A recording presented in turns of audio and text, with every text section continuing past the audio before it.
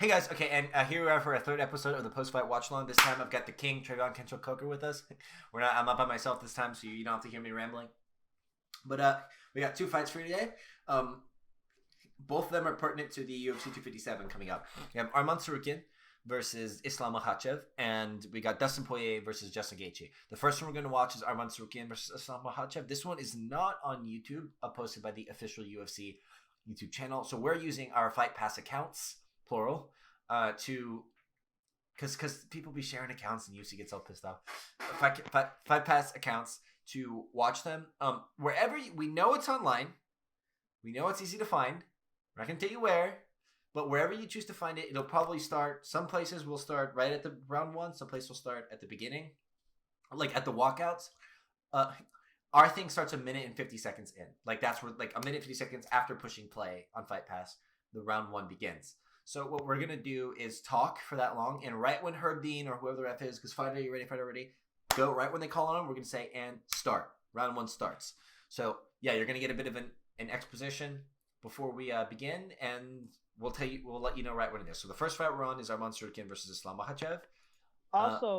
Also, I'm sorry, I'm not to cut you off. No problem. So, like, if you're using other means, we'll also let you know when round 2 and 3 starts, because sometimes it'll cut up the round, sometimes it'll go through, sometimes you have to click on another tab, sometimes you have to do a lot of other stuff. Yeah. So we'll let you know when round 2 and 3 starts. According to a friend of a friend. Yes. Yeah. We'll do the same for the Justin and Dustin fight as well, even though that's on YouTube. So that one's good. You're good with that. But if you're watching this like a freaking year or 2 years in the future, first of all, nice to see you in the future. That's cool. Yeah. But then, no, yeah, because they took their fights down. So we'll let you know when round 2 and 3 starts as well in that case. Okay. So we're going to start our video now. Trayvon, 3, 2, 1, play. If you guys have Fight Pass, you can just watch along right with us. Yeah. Yeah, Fight Pass makes things easy. Oh, man, Arman's 22 at that time. Goodness gracious. Yeah, it's incredible how he's a year older than, not even a year, he's like 5 months older than, however many months. I think he's like a year older than me, Arman. At this time? Just in general, yeah. At that time, yeah. Oh yeah, no, I just mean a year, like a year older than I am now. Like I'm imagining yeah. I'm sorry. I'm imagining making my debut against Islam Makhachev at basically my age. It would be crazy. I hope that was a short notice fight, because I have no idea why they would be debuting you against Islam Makhachev, man. That is ridiculous. I mean, he did well. He did really well. But he did well. Yeah. Hey, that is insane, bro. What the? Like, no, like on the podcast, you guys will see we talked a lot about Max. I didn't really get to speak about Max in general, about how his schedule, it should have broke him. Like I honestly do not know. Talent. Like, it is insane how he survived that. It's Max Holloway's such an impressive fighter in so many ways, but he was fighting such crazy guys off the rip, and they want like it was ridiculous. It's ridiculous how they scheduled, how he survived that. When did he fight Conor McGregor? He fought Dustin Poirier. He fought his first fight against Dustin. Yes, he fought Dennis Bermudez early, Conor McGregor early, Leonard Garcia early. Like all these fights are trap fights. Oh my god, yeah. They were one of them to lose. So okay, wait, the fight is about to start. Fighter, are you ready? And Herb Dean's about to clap his hands. Get out, people. Come on, people, let's go. Oh my gosh. And they just touch gloves now. Yeah. Mm-hmm. So Arman opens up with that round kick. They're in open stances to each other. You know, Islam isn't a natural southpaw. He does that for his wrestling, apparently, because he shoots off the. I didn't know that. That's actually very important for me. And that's good. I'm happy I know that now. Yep. That's actually that's good. I did not know that. Yeah, I believe DC said that in one of his fights against like Nick Lenz or the other guy, some white guy, who reminded me a lot of who. Oh, that looked bad. Okay. Yeah, look, he rode his ankle there. Like. Yeah, man, I did not know he was a natural southpaw. they both be tripping. Yeah. I know that. Yeah, I mean he's not a natural southpaw. Yeah. Yeah, I didn't know that. But nor am I. You know, I'm a right-handed person. No, yeah, I know. Yeah, I know you're not. But I mean, that's because you came from a traditional martial arts. Yeah. No, I remember watching live. I was so impressed how Arman was like immediately okay with the wrestling with Islam. I was like, man, he's initiating wrestling exchanges with him. Well, that's the thing with like guys with Khabib. Even I still, this doesn't make me less impressed with Khabib's performances, but no one really plays this game with him. You know what I mean? But like, I like it too. I like it when guys shoot for takedowns on people who just they're like there's no fear around it. exactly. Like it makes people work and it's making Islam work. Obviously, Islam's pretty good wrestler. He's doing good. He's not getting taken down, and actually, he hits a lot. So like that's just the counter wrestling is actually like something that Islam was really good at is turning clinch exchanges into favorable offensive wrestling exchanges for him. Like Habib's good at it too. Like when RDA shot for that really low, he like hit some outer judo throw. That was really good. But even if you watch like Islam training, like Islam's actually better at what he's doing here, in my opinion, than Habib is. Like in open space wrestling, Islam is just better. I'm gonna be honest with you, watching him wrestle and like that, like things like that. Like Habib doesn't often do those things. You know what I'm saying? No, yes. Yeah. Islam is a damn good fighter, man. Yeah. Very, very good fighter. He just so many issues. He has so many issues. Like here, I don't like him sitting on the ankles and letting this guy get to a hip. Like the problem I have with everyone who comes from Habib's like camp but isn't Habib is they do not flatten the hips out well when they're on top. Also, Arman Sarukian using a wonderful butterfly hook to elevate Islam's base there and get up. No, yes, like when like you said, he kind of just sat there instead of trying to build position. I think he could have just walked up to mount in that position instead of working. Exactly. The thing is, like, this is great, but he turns the wrong way. So I've seen this fight a couple times. No. I actually haven't seen it since it happened live. I haven't watched it in a while. So honestly, it's still very nice exchanges, and all this stuff is still pretty new to me as well. I'm kind of remembering stuff again. Well, what the impression I got from the end of this fight was Arman Sarukian is actually more talented than Islam, but he has less experience. Like, because Arman Sarukian could not sustain this type of fight, and what won Islam the third round was just that he was less exhausted. Like, I honestly think Arman Sarukian's potential, like his ceiling, I don't know if he'll get there, but his potential is higher than Islam from what I've seen so far. Like, no, yeah, I kind of get that as well. There's no bias involved either, like both of these guys. Like that was just so good. Yeah, people need to do that more often. Knees and turn people. Yeah. Other than the cage being there, he would have got him down. Well, he still uses this back control. And Islam, like, he's just having to work here in ways that you wouldn't expect him to have to. And this is exactly. Technically in wrestling, that doesn't count as a takedown because he didn't get his back to the mat. But I mean, no, that's really not a takedown. Islam's a very good defense wrestler. He's looking for a switch here. No, Islam did a very good job defending that because a lot of very good job of getting his legs up from a lot of those trips, turning his hips very hard to not allow Arman to control position. Yeah. And then building his base up immediately so that way Arman can't consolidate his top position as well. Yeah. I mean, they're both doing a good job of that, to be honest, in this fight. This fight was such a wrestle. I love grapple heavy fights because it's just like my wheelhouse. Me too, man. They're there's not enough of those in MMA. Man, I'll say it again, man. Guram Katataladze versus Mateusz Gamrot. That fight was good. That fight, yes. Watch that fight for real. That fight is awesome. Yeah, those guys are going to be so good if they keep developing. Those guys are going to be so good. Well, they're both like 30, unfortunately. I think they just are who they are, which is really good fighters, but that's about it, unfortunately.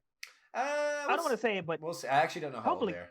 Well, I have no idea. You might be right about that. But Guram is really good. The things he was doing on the bottom in that fight were just. Right, here they are again. Islam just doesn't have I love that he ducks straight under that hard thing. But the thing is like this is how Arman fight. I don't know, man. If he fights with a hack press like this, it kind of might end up just like this. But that's true. But also Islam has really good balance and takedown defense. No, yes. Like I really like Arman's reactive shots, reactive elbows. Mm-hmm. But in that one, he kind of shot to his knees, and he had to build himself back up. Yeah, screwed up his ability to finish. Well, and you're saying he put knee to mat and did like a penetration. Well, step? both knees to the mat. Oh, because no drive, you have to build yourself back up. Yeah. So he had to build himself back up, and then in that meantime, Islam was able to sprawl and get his legs farther back. So what do you think of Javier Mendez as a coach? Farther away from the hip into the knee. Rip Abdul Manap, he's there. I know, man. Yeah, I see him now. I'm like, oh, dang, he's dead. Dude, it's actually crazy to think about that. Like when you see videos of people, like when you see videos of Kobe Bryant, you're like, oh my god. Oh yes. Oh my goodness. Yes, man. Oh my god, these people are gone. I'll play my game or something. Like I'll play 2K. Yeah. And then Kobe will be on it, and I'm like, oh, he's dead, bro. Dude, it's actually he's like 42. It's actually really sad. Like it really is, man. Especially like you don't even know these people, and like just to think of like when you see Abdul Manap. No, like like people like Kobe, an important part of people's childhood. Somebody like Abu Bakr. You mean very Abdul important figure in MMA. Abdul Manap? Yeah. I said it wrong too. Just ignore that. Just ignore that. Like, I'm thinking of the other one, the Magomedovs. Yeah, it's just sad. Like you see him and you're like, man, he was so important to these people. Like no matter what you think of him, like you have to imagine like your own like loss of like your coach, mentor, father. But then like I was watching my belt promotion, like the only one I got before I stopped doing gi, and like Clint Maddox, rest in peace, brother. My God, I miss you so much. He was a black belt, one of the first black belts under my coach. I think he was the first guy to go from white to black belt under Leonardo Xavier. Unfortunately, he passed away a few months ago because of brain cancer. And just thinking about that, I was like, I can't believe these human beings are. We're getting down a rabbit hole here, but rest in peace to everyone. To everybody who's anybody who's died. Yeah, all of them. Oh, dude. Anyway, so here, Jesus, man, I love that. Was a good. The thing is, like, yeah, the Islam's got. See, I think going. I don't understand like where people. Khabib did this couple like working for a cradle from this time, not there, like from a. Earlier in this position. I like that Arman punches off the break. People don't punch off the break enough. They actually don't. Like, people need to do that way more often than...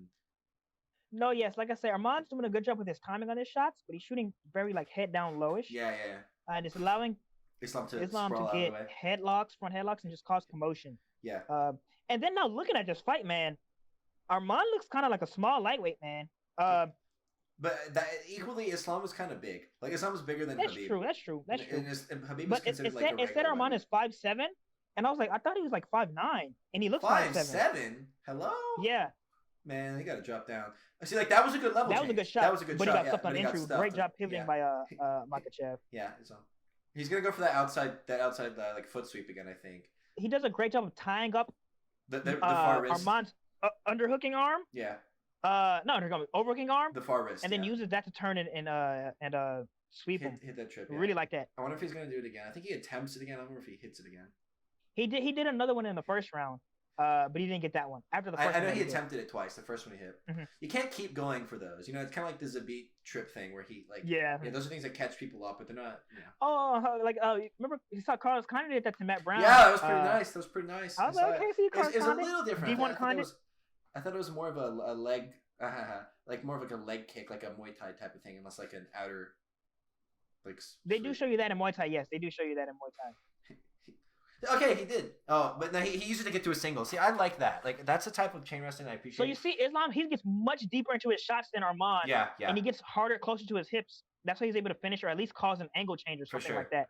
And to me, this is the quintessence of wrestling and MMA in open space. It's having explosive, beautiful shots are great, but it's being able to like, because you can't like this isn't collegiate wrestling where you're able to shoot as low as you can and work up to things to grab the shoes all the time. You need to be able to work when your first shot fails, like being able to work into different things. You know what I'm saying? That's like what these guys do so well. Also, Islam Makhachev here is not he went for the takedown without dealing with the threat of this Kimura.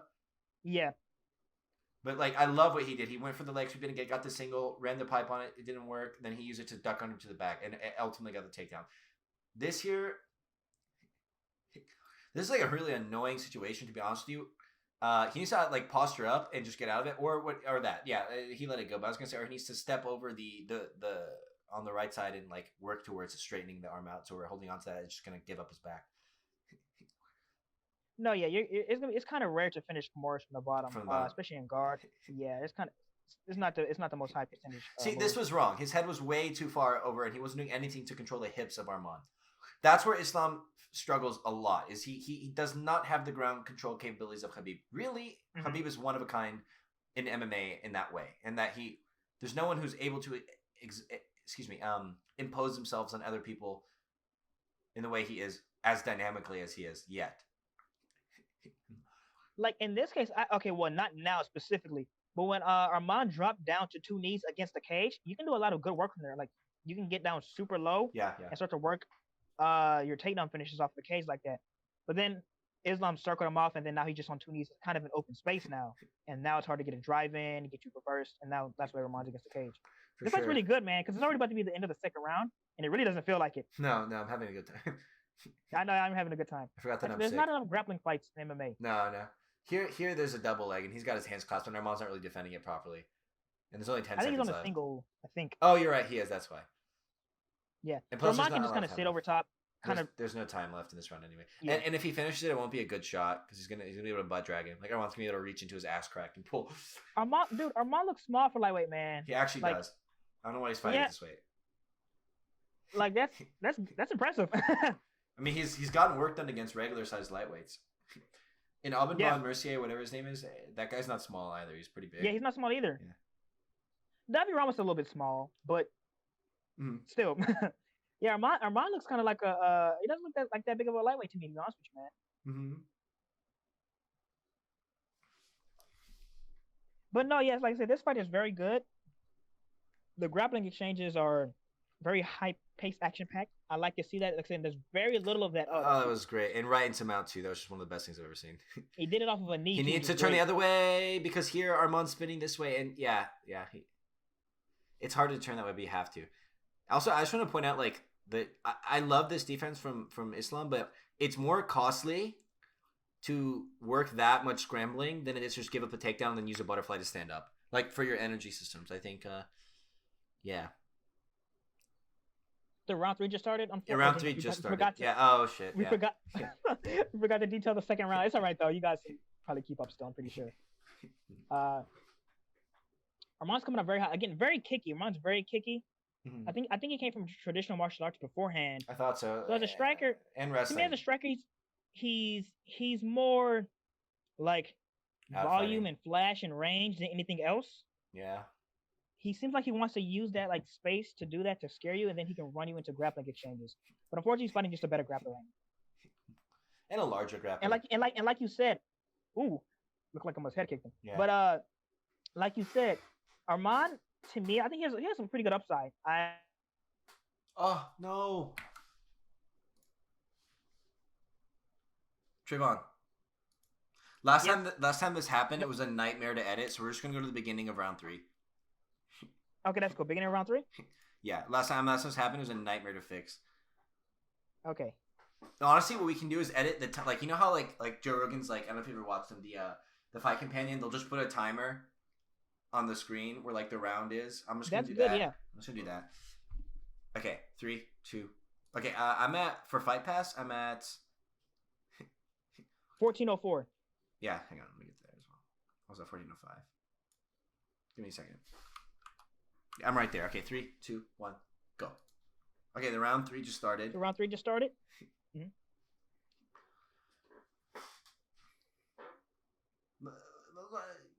You were saying, but as a striker, Arman, I believe he came from a traditional martial arts background, so he's just kind of like a range kicker. He also came from wrestling. To burst into range and all that, throw big shots, and he uses that to me to kind of just fill space to where he can now grapple you. It's just unfortunate he's fighting a better grappler as of right now. Even though I do kind of agree with Arman in that Arman has a lot more upside than Islam. Yeah. Now and he's also fighting a potential upside. We don't know about it. I mean, it just depends on how it manifests and what cards are played in his career. But it's also like he's fighting a much considerably, noticeably, I would say, larger grappler. Islam's a tall and larger guy. I love him kicking. I just think him kicking the open side is so smart. He's probably just gonna look to shoot again, though. Yeah. And I think Arman's kicking a lot now. He's a little tired. He's been grappling a lot, grappling really heavily. Yeah. So he just kind of needs to he's getting back to I guess his base and something that he can just kind of control time and space. Well, see, that was until he can get the energy enough to grapple again. But I mean, you could tell Islam knew that shot was on its way because I mean he shot that from far away and Islam was already really ready. See, okay, this is cool. This is the type of thing I like with the cradle. This isn't really a cradle though. Yeah, Arman's a really big fan of the cradle. Me, not so much personally. I think just generally better options that you can take from there. You can use a cradle though for nice little spots, good positions and whatnot. I'm a cradle believer. Things like that can help you in little spots. But I'm not too much of a cradle fan, to be honest with you. I am a believer. I watched the Drysdale videos and the Melanson, and I'm like, this is the stuff. We'll see as time goes on. Yeah, I think it's.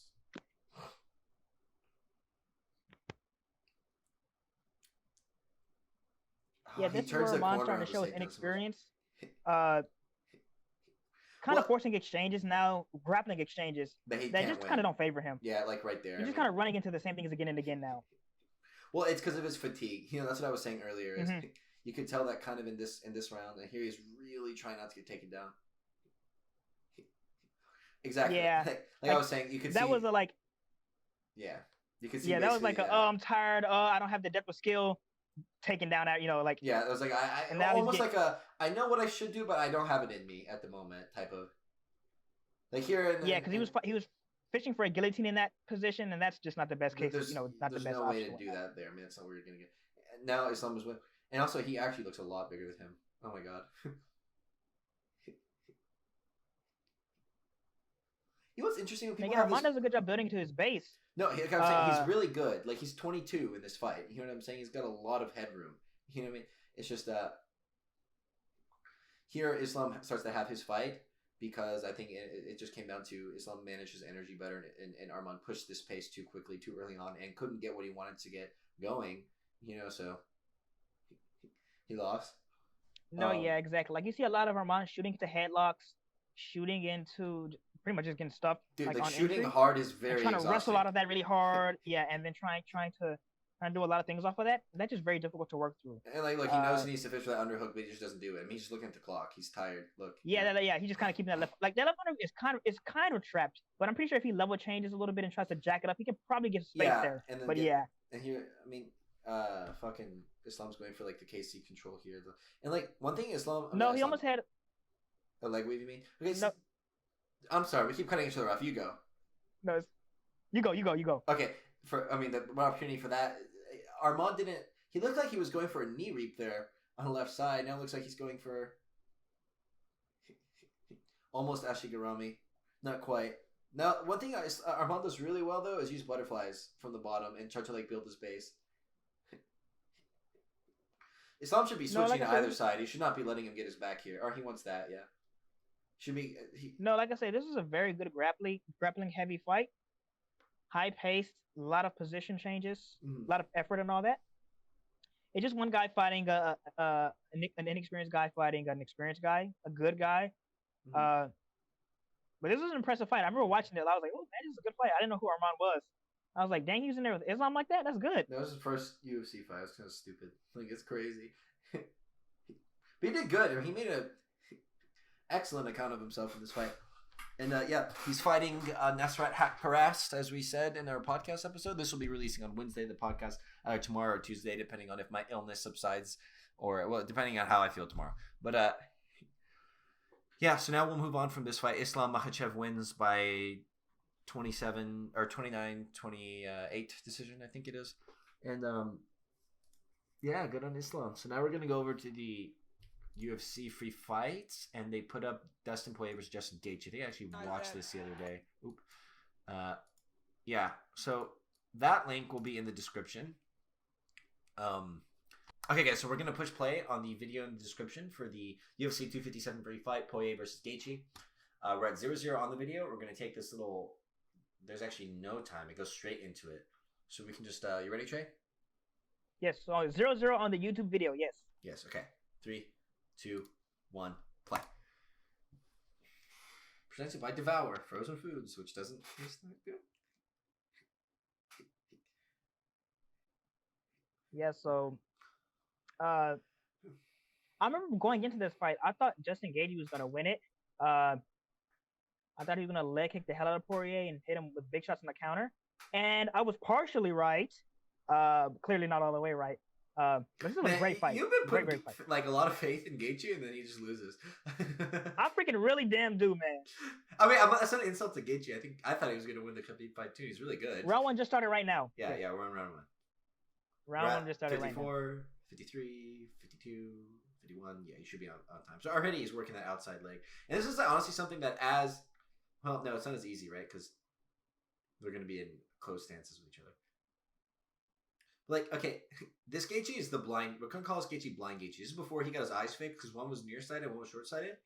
The Gaethje was not nearly as technical as was the Gaethje who fought Tony Ferguson. You can actually see that Gaethje like feels the need to make physical contact with you before he starts throwing things, right? And until then, he's just throwing like leg kicks. He's still throwing stuff, but like, oh my god, his leg kicking is so disgusting though, Trey. He just No, I like this Gaethje, man. I think this Gaethje probably would have been best served to fight Khabib, in my opinion. I agree, 100%. The forward moving Gaethje, any forward moving type of fighter is better. However, I still think he gets taken down against a submitted. No, yeah, I mean he'll run into something after a bit, run into some clinch exchanges that he can't handle. But I think it would have afforded him more chances of victory, in my opinion. Agreed. And he's still doing some good work on the leads. Also, Poirier's doing good work on the counters. Already bloodied up his eye. It's been like a minute. Yeah, jabbing him pretty bad right now. If you guys are watching this when you're casuals, and a lot of you guys are, I hate to say that, 'cause it sounds like such an that was so great. He came in and kicked his leg right out. If you guys are my friends who are not, you're casual fans, you're not like Trayvon and I who kind of like just bathe and drink this stuff. What I want you guys to pay attention to is like a couple things. Yeah, like one, watch like how like look at Dustin Poirier's defensive decisions here. Where his left hand goes and how he'll project his lead elbow, and also, yes, pay attention to the opportunities that are open for both fighters because they are in opposite stances, right? So, what would you ask like a casual person to just look at? Like I just do some like basic stuff of like what fight do the fighters want to fight. It's like it's very clear to see like Justin Gaethje wants to walk you down and press you and hit you and cause exchanges. And Poirier, he kind of wants to stand his ground in exchange. And I'd just be like, if it's a new person, I'd be like, see like how they're able to like get the fight they want. Like just like literally just watch it. Like you don't have to know like he's jabbing to get into range. No, you should, or no, it's just like watch and see if they get the fight they want. Then you can build off of that. Like if people are very new, you just want to like give them a basic understanding of who the fighters are. Sure. Yeah. And if they can have the fight they want, and then they can start to work and learn off of that. So like you see when Dustin's starting to put punches together, I really like those little non-committed jabs. Yeah, he's able to put some big shots on Gaethje. Now, notice a big reason why that works is because this isn't like the Gaethje that fought Ferguson is not this Gaethje, right? Like this Gaethje is I'm going to put my head down and take them on my forehead. So like and his honestly his counters are really telegraphed. Like the fucking Gaethje that fought Ferguson was so he feinted a lot. He had really dynamic type of diverse counters. This Gaethje is affording Justin the safety in the pocket, at least up top, to throw those non-committal jabs, right? Because and when he does try and counter, it's these like you can see him coming. They're hooks and stuff. There's like loopy hooks. That's my read on it. And Dustin. No, you go ahead. And Dustin just knows he's gonna get his leg kicked up over there, like that. Like you can see those things coming. You can see Dustin feigning to get Gaethje to cover up and work. Like Dustin will feint to get Gaethje to crouch and cover up, just like he did right there. Yeah. And even though Gaethje tried to throw a counter, Dustin was able to read the counter easy and be able to easily evade it. Or especially like what Dustin and Eddie Alvarez did, use it to get easy free shots off and work the body, which did a lot to help him finish engaging. Honestly, a lot of the time, Gaethje keeps a pace that is utterly insane, that drains both guys. So if you work the body, you can use his own pace against him. Gaethje's just a crazy human being. Like he loves these situations, just like thrives in them. Like I don't understand how he's crazy, but my God, the leg kicks. He's tearing that leg up though. That thing is getting destroyed.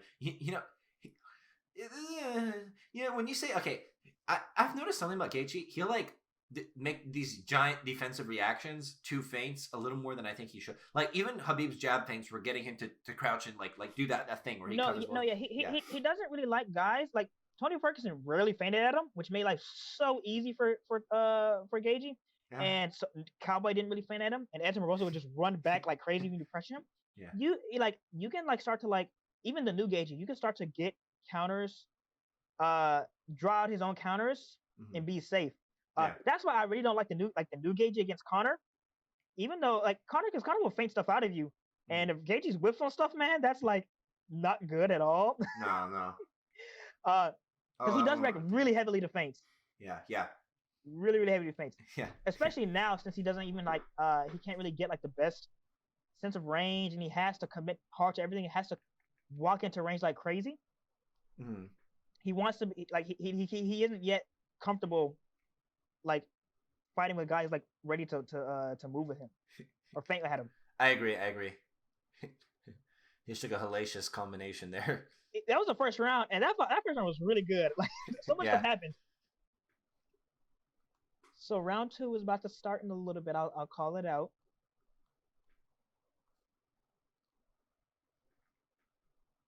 Round 2 just started. So you can already see Dustin's kind of, like he's worried about that lead leg already.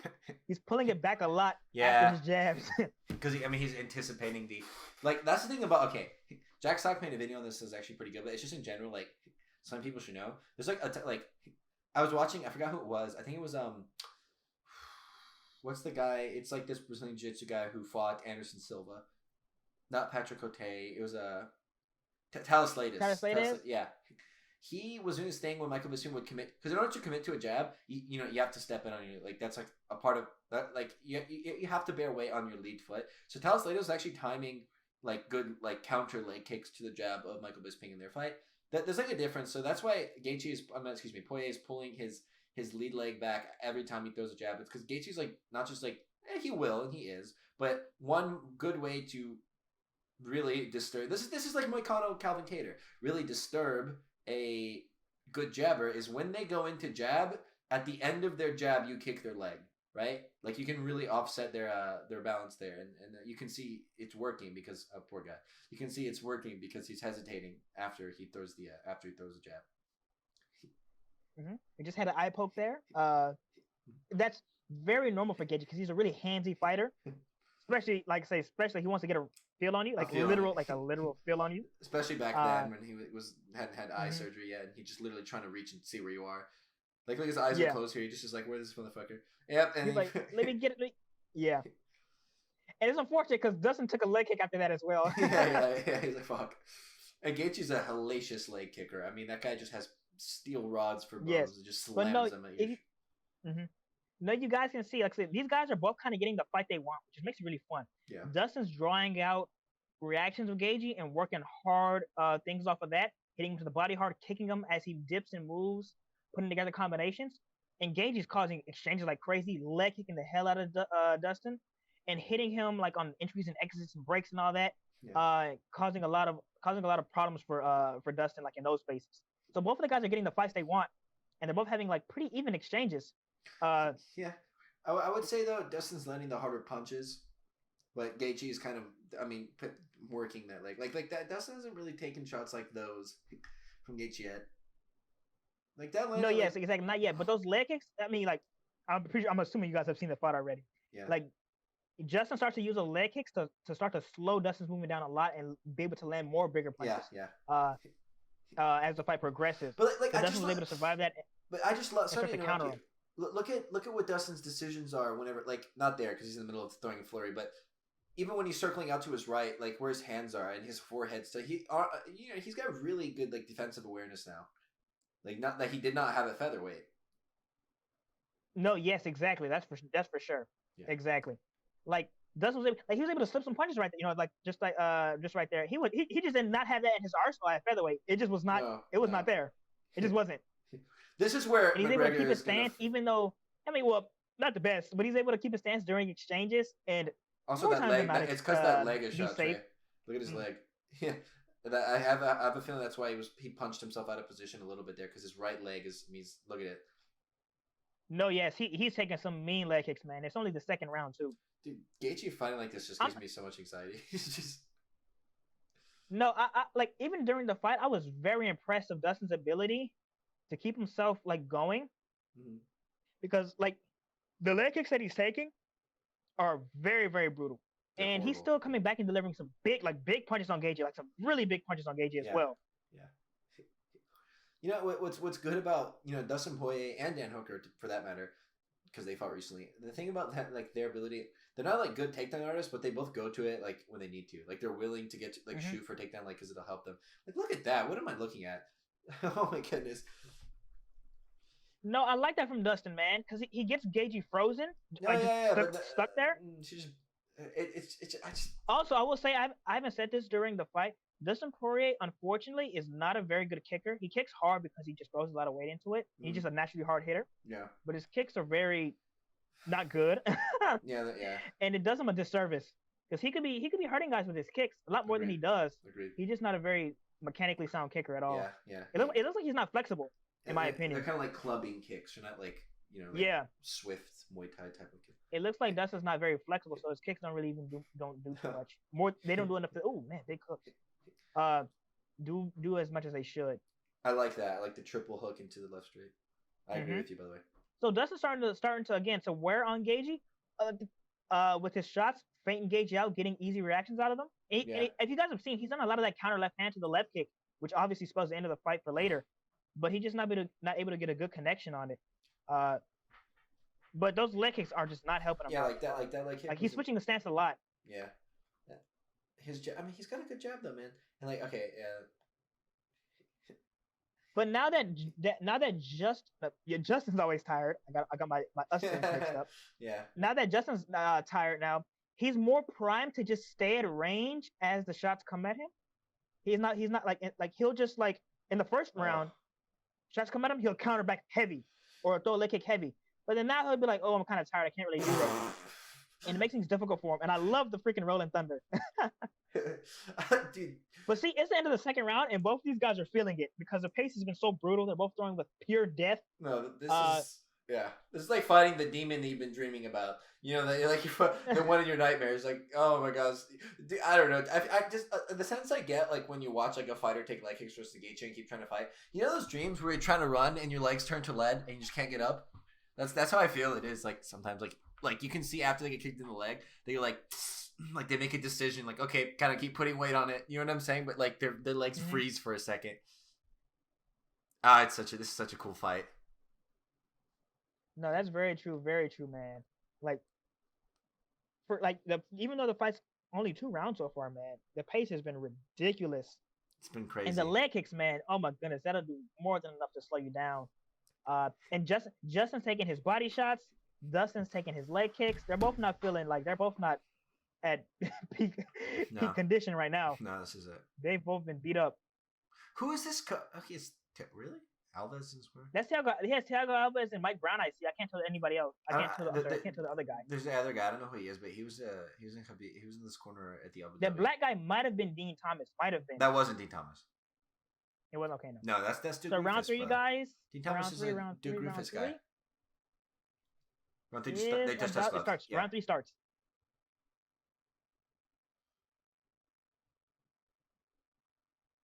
So, even the first leg kick to start the round off made Dustin kind of just pause there for like a little second. Yeah, he's like limping. And he's just so wild, man. I like it. His approach to shit is just so cool. Like it just in general. I agree. But now you see Dustin doing a lot of switch hitting now. He switch hits a little bit. He used to do it a lot more in featherweight. It just feels like, it feels like he's just much more. His leg is just making things difficult for him. So switching to like a left jab, kind of like a power left jab from orthodox. To get a shot off. Because his power hand. I mean, here he's going for.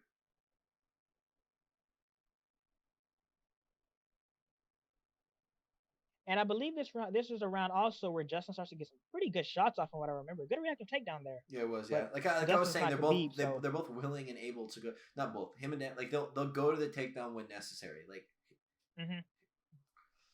No, Dustin's always been a pretty respectable offensive wrestler throughout his career.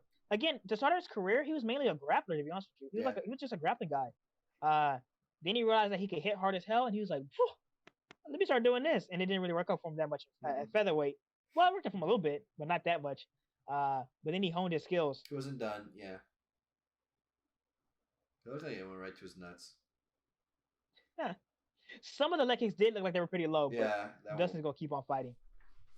If that one didn't go to his nuts, just looked like it.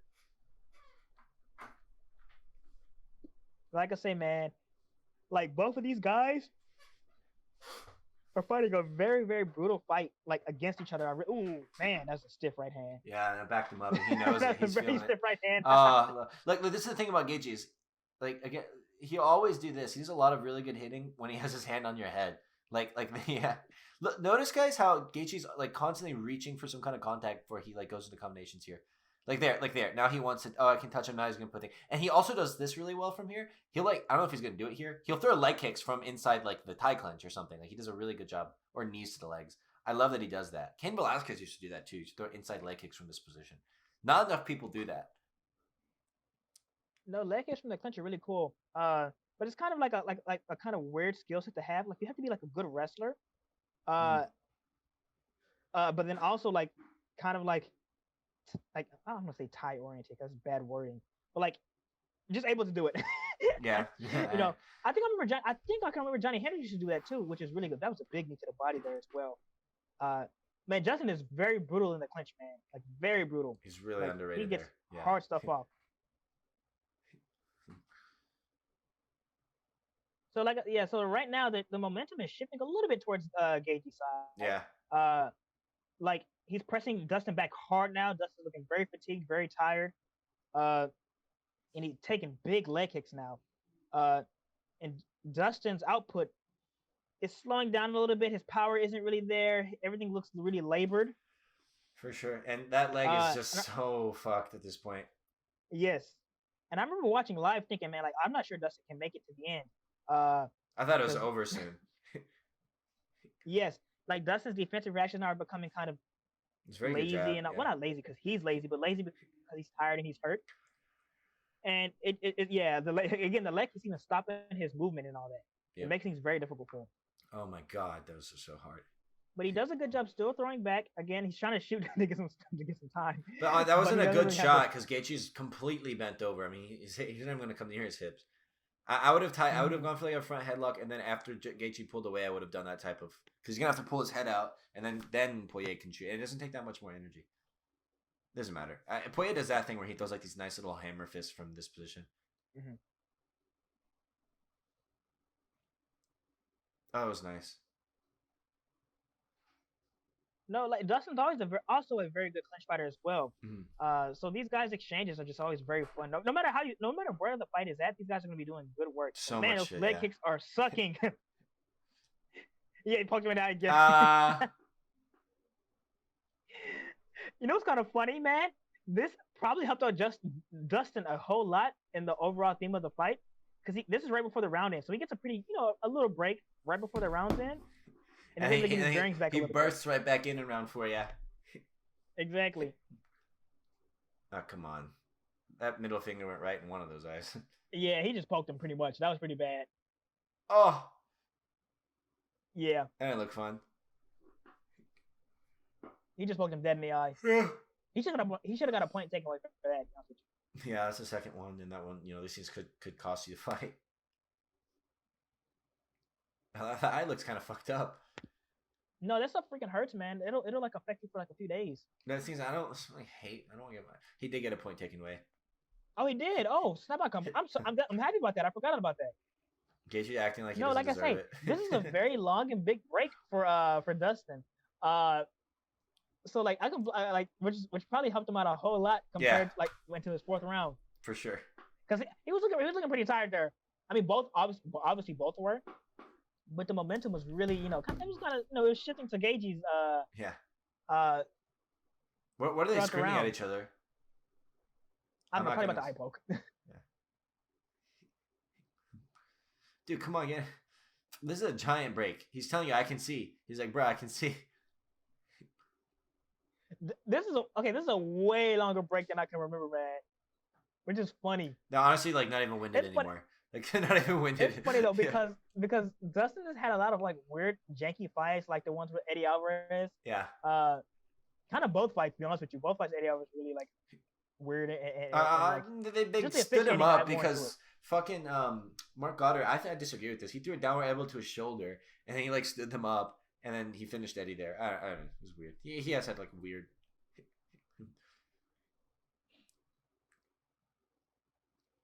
Yeah, see, it was only like 20 seconds left in the round. So now the round's about to end like real quick. He poked him and too. then Pokemon, I'm dead. Yeah, get to your fucking corner, bro. His right eye looks kind of weird. That's funny. Yeah. Yeah, man, he's got a long break. Both of them did. They both did.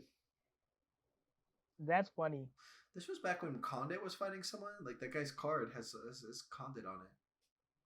You can't see it because this dude's head's in the way, but Never mind. Forget it. Forget I mentioned it. So it's gone now. Maybe it kind of felt like Magny or Chiesa during this card or something like that. Man, this was before that. This was like 2018 or early 2019. When the fuck did this fight happen? What year it is? It's 2021, homie. I cannot forget that. I'm sorry. This was in 2018. Yeah. He probably fought Magny in 2018. Maybe. Condit? So round 4 is about to start. He recently fought. Let you all know.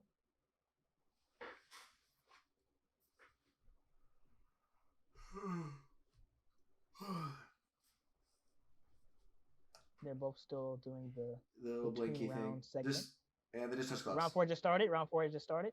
Just so you guys know, I might have coronavirus if you didn't watch the podcast episode, so that's why I'm a little tired. But no, both of them are looking pretty fresh now, oh! which helps Dustin because boom, yes, right he can deliver big power and he can kind of sit down at range and throw with some heat now instead of what he couldn't do in round 3. This is it. I mean, Justin's very, very hurt. This is him. Oh, the fight's over. He's still going for a single leg. Look at I'm looking at Justin's corner too, man. I didn't see it. What were they doing? But no, that was a very, very, very fun, entertaining fight.